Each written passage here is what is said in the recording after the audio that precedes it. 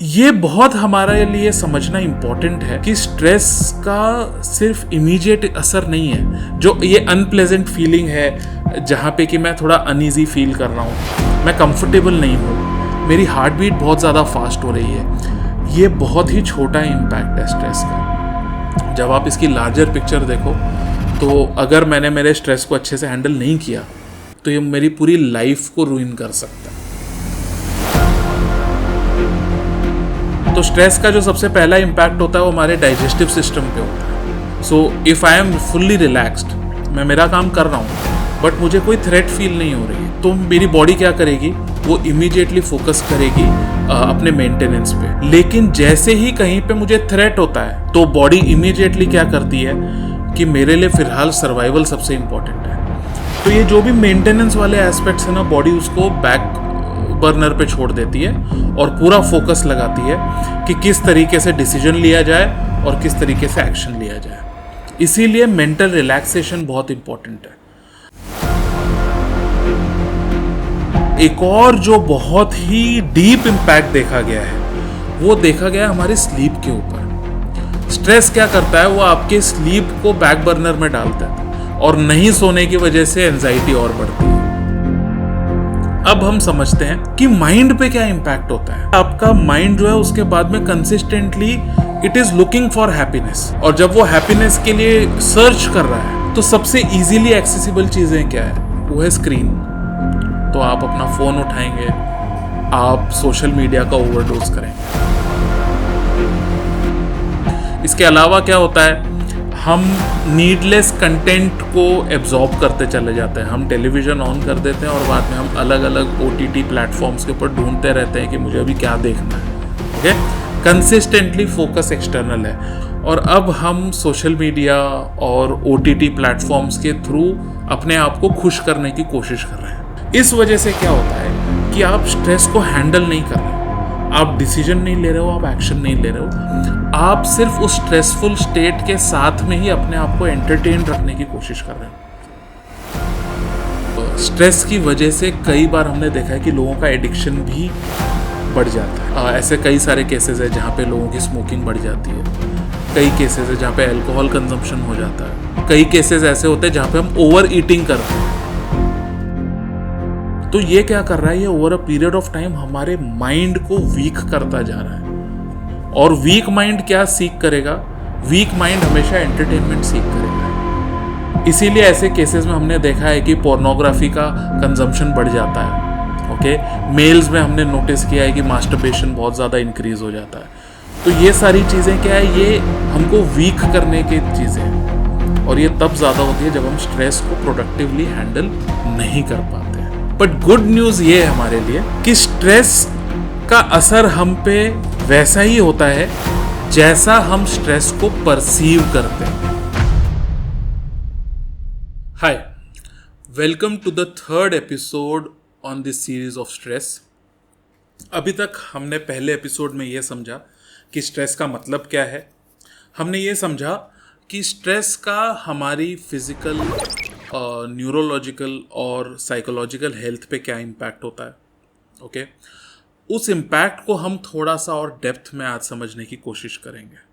Alright, सो जब हम stress की बात करते हैं तो सबसे पहले प्लीज अंडरस्टैंड, स्ट्रेस असल में रिस्पॉन्स है एक सिचुएशन को लेके, और आपकी जो बॉडी है वो कंसिस्टेंटली प्रायोरिटाइज करती रहती है चीज़ों को, है ना। फॉर एग्जाम्पल, अगर आप एक रेस्टेड स्टेट पे हो तो अब आपकी बॉडी क्या करेगी, वो मेंटेनेंस पे काम करेगी। इसीलिए मेंटल रिलैक्सेशन बहुत इंपॉर्टेंट है। So if I am fully relaxed, मैं मेरा काम कर रहा हूँ बट मुझे कोई थ्रेट फील नहीं हो रही है, ओके, तो मेरी बॉडी क्या करेगी, वो इमीडिएटली फोकस करेगी अपने मेंटेनेंस पे, वो मेटाबॉलिज्म पे काम करेगी।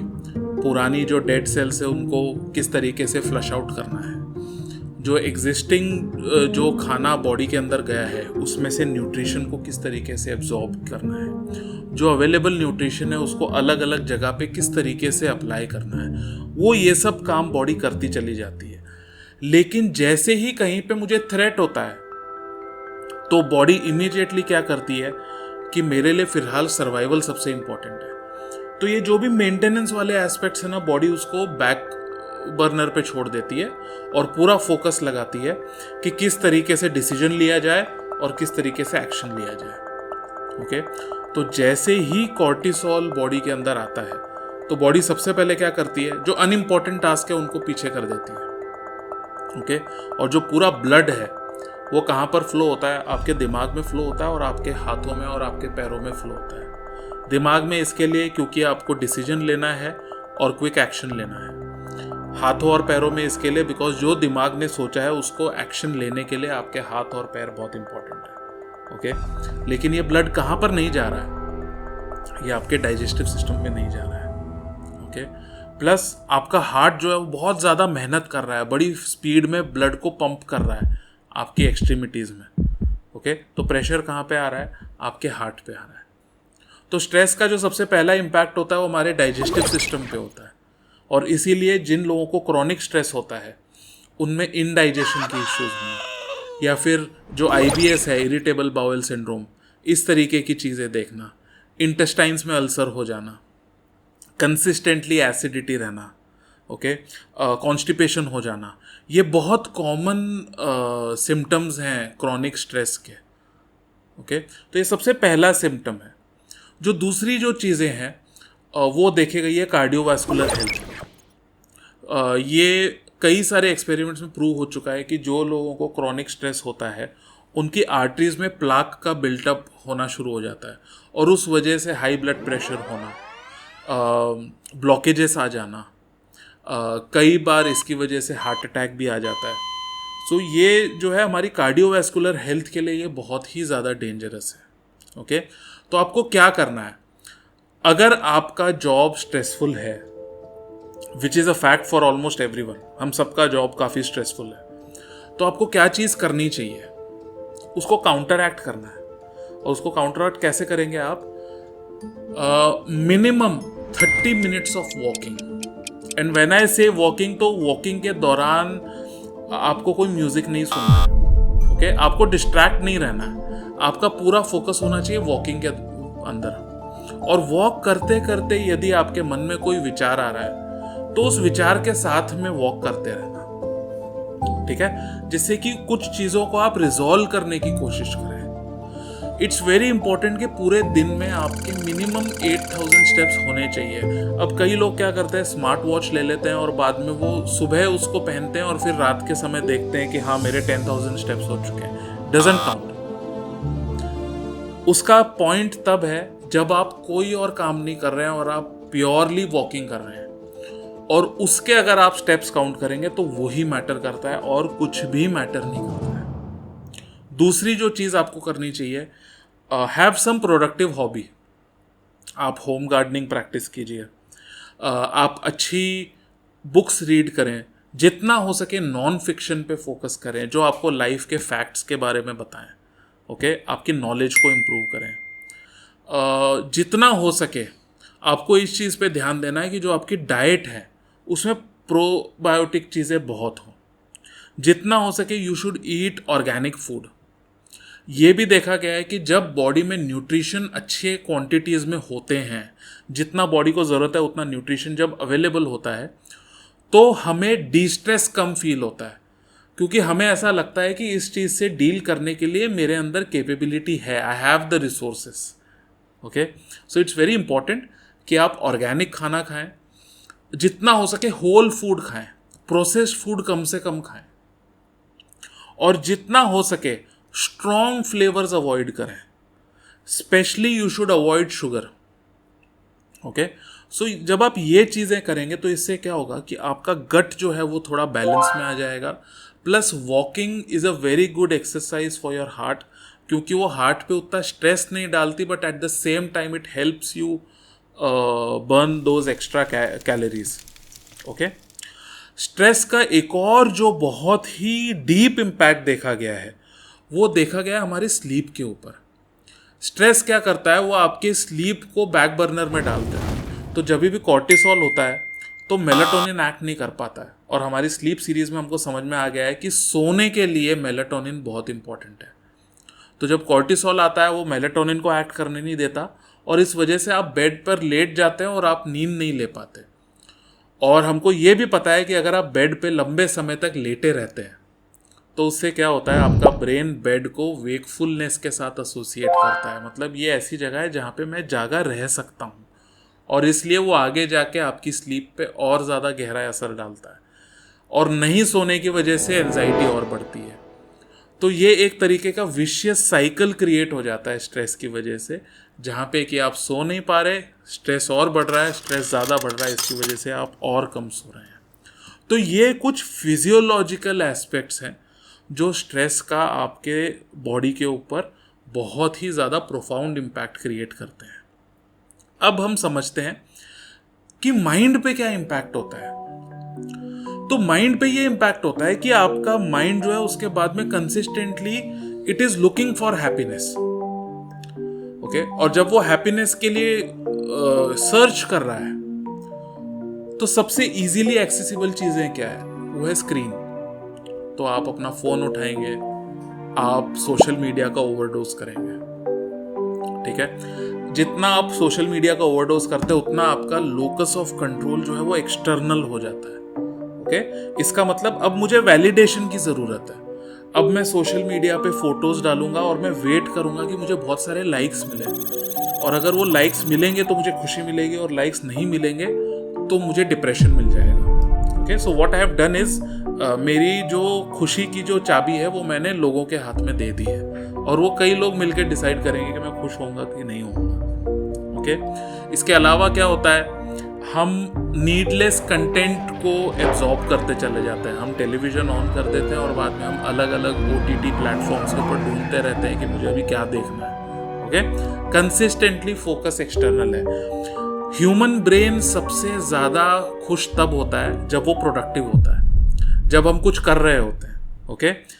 जब हम कोई प्रॉब्लम सॉल्व कर रहे होते हैं, या फिर हम फिजिकली किसी चीज़ को फिक्स कर रहे होते हैं, ओके, तब हम सबसे ज़्यादा खुश रहते हैं। लेकिन हम क्या कर रहे हैं, वो प्रोडक्टिविटी वाले एस्पेक्ट को हमने साइड में कर दिया, और अब हम सोशल मीडिया और OTT प्लेटफॉर्म्स के थ्रू अपने आप को खुश करने की कोशिश कर रहे हैं। प्रॉब्लम ये है कि जैसे ही इस चीज़ से हम दूर हटते हैं, इमीडिएटली हमारी खुशी नीचे चली जाती है, और अब हम मौके ढूंढ रहे हैं कि कब मेरा फ़ोन मुझे वापस मिले। हम मौके ढूंढ रहे हैं कि कब मैं मेरे घर पे स्मार्ट टीवी पे फिर से वो OTT प्लेटफॉर्म पे एक्सेस कर सकूं, ओके।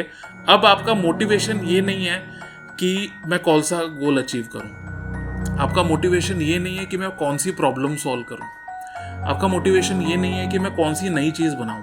अब आपका मोटिवेशन ये है कि मेरी नेक्स्ट पॉसिबल अपॉर्चुनिटी में मैं मेरा फ़ोन पॉकेट से बाहर निकालूं और मैं क्विकली चेक करूं कि कल जो मैंने फ़ोटो डाली थी उस पर 100 लाइक्स हुए कि नहीं हुए। अब आपका मोटिवेशन ये है कि मैं जल्दी से जल्दी मेरे घर पहुंचूं और मैं मेरे स्मार्ट टीवी पे कोई ना कोई OTT प्लेटफॉर्म का कंजम्पशन करूं। Do you understand? इस वजह से क्या होता है कि आप स्ट्रेस को हैंडल नहीं कर रहे हो, आप डिसीजन नहीं ले रहे हो, आप एक्शन नहीं ले रहे हो, आप सिर्फ उस स्ट्रेसफुल स्टेट के साथ में ही अपने आप को एंटरटेन रखने की कोशिश कर रहे हो। इसीलिए स्ट्रेस की वजह से कई बार हमने देखा है कि लोगों का एडिक्शन भी बढ़ जाता है, ओके। ऐसे कई सारे केसेस है जहाँ पे लोगों की स्मोकिंग बढ़ जाती है, कई केसेस है जहाँ पे अल्कोहल कंजम्पशन हो जाता है, ओके। कई केसेस ऐसे होते हैं जहाँ पे हम ओवर ईटिंग करते हैं, जो चीज़ें हेल्दी नहीं है लेकिन मुझे बहुत ज़्यादा टेस्टी लगती है तो मैं उसको ओवर कंज्यूम करूँगा क्योंकि वो उस मोमेंट पे मुझे खुशी दे रहा है ना।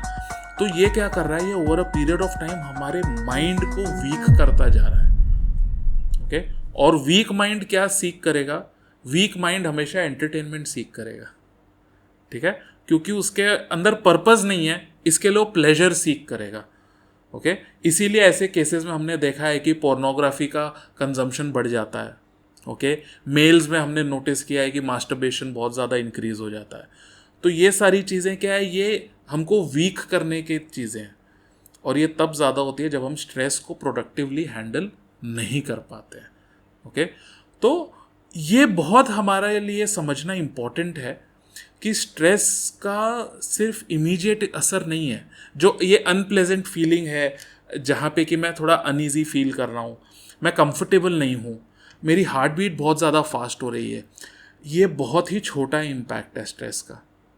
जब आप इसकी लार्जर पिक्चर देखो तो अगर मैंने मेरे स्ट्रेस को अच्छे से हैंडल नहीं किया तो ये मेरी पूरी लाइफ को रूइन कर सकता है। ओके, बट गुड न्यूज़ ये है हमारे लिए कि स्ट्रेस का असर हम पे वैसा ही होता है जैसा हम स्ट्रेस को परसीव करते हैं।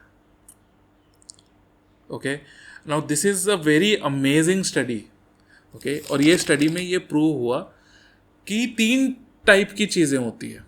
एक होता है थ्रेट, एक होता है चैलेंज और एक होता है harm. Alright, most of the times ना हम सब थ्रेट में जी रहे हैं। थ्रेट का क्या मतलब है कि मुझे कुछ ना कुछ हो सकता है। Do you understand? मुझे ये फाइनेंशियल लॉस हो सकता है, मुझे ये फिजिकल इंजरी हो सकती है, मेरी इमेज पे ये गलत चीज आ सकती है। ओके, तो हम मोस्ट ऑफ द टाइम्स ना ये थ्रेट लेवल पे ही जीते हैं। Okay, what's important for us to understand is जो दूसरी चीज होती है, जो होता है चैलेंज। चैलेंज का मतलब होता है ऑब्स्टेकल। दैट मीन्स मैं कोई तो काम कर रहा हूं और उसमें ये पर्टिकुलर रुकावट आ चुकी है।